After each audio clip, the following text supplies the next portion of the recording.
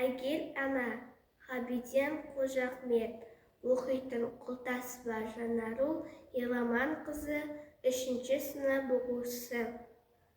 Болмысың бар тілегің елің үшін, әйел жар отбасының сенімісің. Тәлімін ару ғұмыр кімнен алған, сен бүгін бір әулеттің келінісің. Шыдаумен өмір жолдасына ақтарға, тырыстың отау жүгін құлатпауға. Жалғадың өз ұлтыңның ұрпақтарын, пәниде бұдан асқақ мұрат бар ма?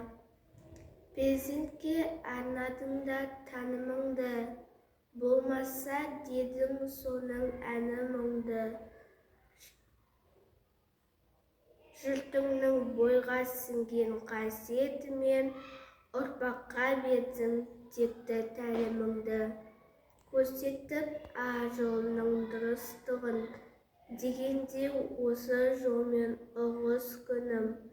Дарытып бесігінен жақсылықты, күзеттің сол бесіктің тыныштығын. Бөбекке текке кетпей ұқтырғаның, жандырдың сол арқылы құттың бағын. Адалдық әні айтылып әлдиіңмен, сіңірдің уызынан ұлттың нәрін.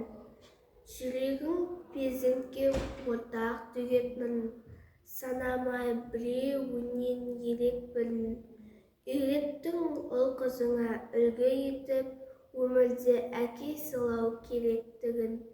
Әрдайым месің елге тыным, заманның құбылса да келбетімің. Тараған ұрпағыңнан ұрпақ тойлап, тілейсің татулығын әулетіңнің.